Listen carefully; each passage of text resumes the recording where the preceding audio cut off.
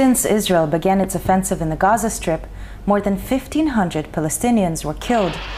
According to Physicians for Human Rights, 83% of the casualties are civilians. More than 8,000 are injured.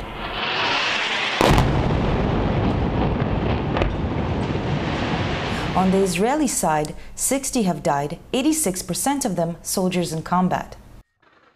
אחר הצהריים, כשהשמועה הלכה והתפשטה, הגיעו חבריו של הדר גולדין לביתו בכפר סבא. אנחנו רוצים לחזק את צה"ל ואת מדינת ישראל בלחימה מול החמאס בעזה. בטוחים שצה"ל לא יפסיד בשום אופן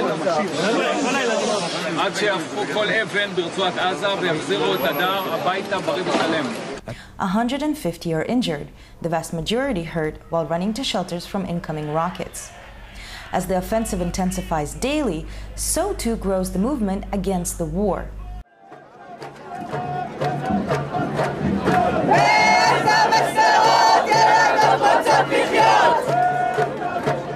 Ethnic ghettos always have a tendency to have conflict because it's good politically for the leadership on both sides. In other words, Bibi needs the Hamas and the Hamas needs Bibi. And as the Real News reported, the movement in support. Well, there is a demonstration of thousands of people who believe that violence will not solve anything. It's better to talk before more people are being killed.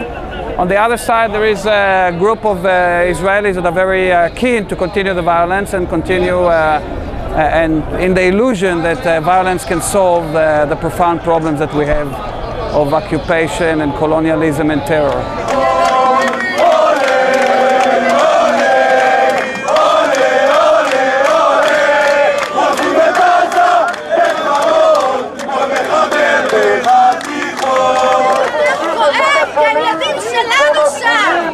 הילדים שלנו בקרב, וזה לא אכפת לתקשורת.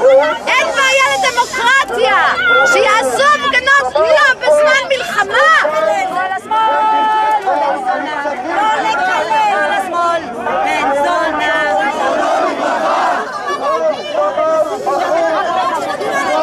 The latest poll shows 86% of Israelis are against a ceasefire. Groups of extreme nationalists have taken advantage of the media's distraction, increasing their attacks on Palestinian civilians and anyone who opposes the war.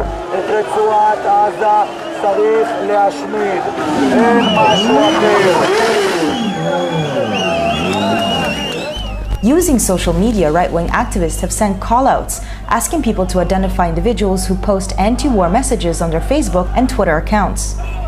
They then harass them and pressure their employers to fire them.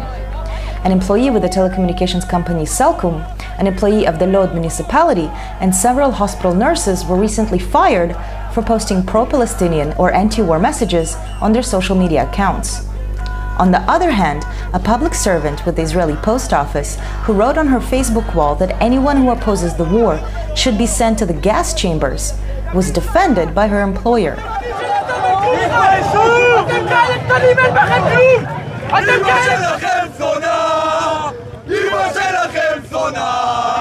המסר הפוליטי הוא אחד כזה, שאלה השמאלנים משחקים את היפה נפש, בזמן שנלחמים שם, שכל הדרום אוכל פגזים, הם הולכים לשתות בירה. הם הסרבני פקודה של צה"ל, הם נגד המדינה הזאת. הם לא יכולים להגיד שצה"ל רוצח, טייסי צה"ל, אני אראה לך בפייסבוק, טייסי רע, הם רוצחים. אז זה לא שהם כאילו תומכים בעד שלום, זה לא מה שמפריע לכם. הם תומכים בעד שלום, אבל בדרך שלהם. מי לא רוצה שלום? מי לא רוצה? למה אנחנו לא רוצים שלום? אז אתה כן רוצה שלום? בטח שאני רוצה. אז תתאר לי את השלום שלך. קודם כל אתה יכול לעשות שלום עם החמאס, הם כן יכולים לעשות שלום. אז איך היית רוצה לעשות שלום? לתת לצה"ל לנקות את הקיצונאים, שידעו שכל מי שנשק מקוון לחיילי צה"ל במדינת ישראל יחטוף כדור בראש. רק ככה צריך במדינה הזאת. אין מה לעשות. אז זה מלחמה, אבל איך זה מלחמה. אחר כך, אחרי שתחסלי את הטרור, תני להם כלכלה, למה לא? תני להם גם במצוקה, אנחנו מבינים את האוהב. אנחנו הורגים להם ילדים, אנחנו פשוט מקדימים תרופה למכה. למה? הם נהיים מחבלים. שהם יהיו גדולים, מחבלים. The presence of pro-war nationalists has intensified, with more and more violent attacks and anti-war demonstrations from protest to protest. The worst of the violence against leftists took place on Saturday night, when mobs followed demonstrators home after the biggest of the anti-war protests, beating and harassing them.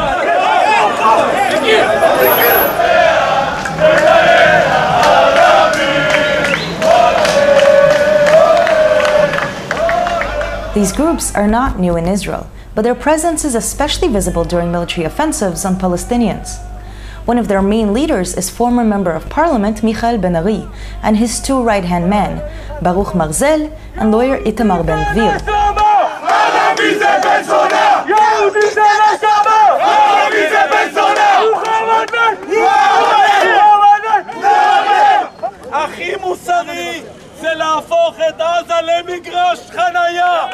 The three are followers of Rabbi Meir Kahane, who was once a member of parliament who believed that all Palestinians should be expelled.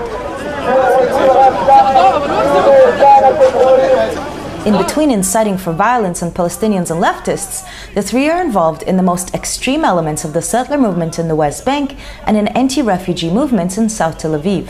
A major stream inside the groups Michael Ben-Ari leads is the Lehava organization.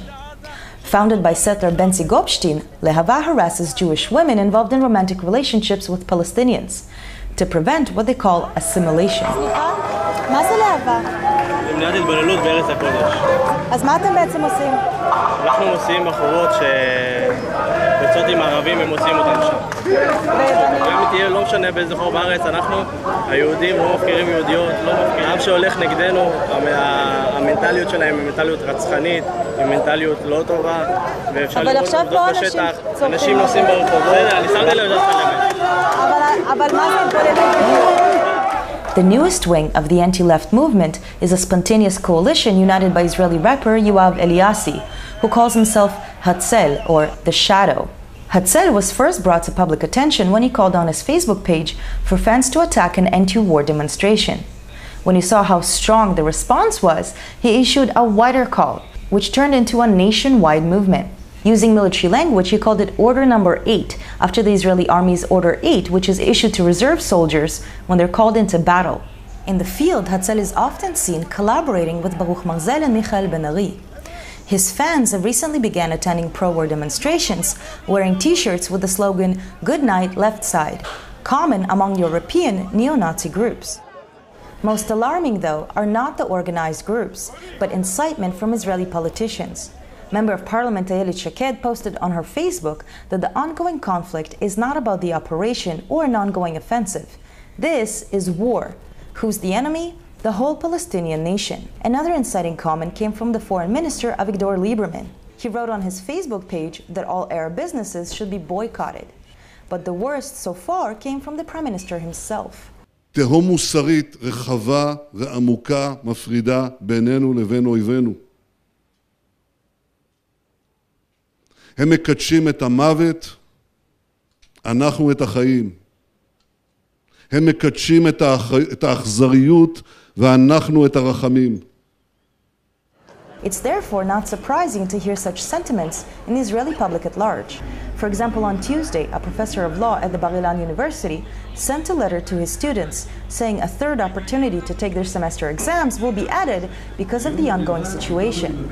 Not identifying Israelis or Palestinians, the professor wrote that he hopes the students are safe and that their families and loved ones are not among the hundreds of killed and thousands of wounded, or the tens of thousands whose homes were destroyed or had to flee.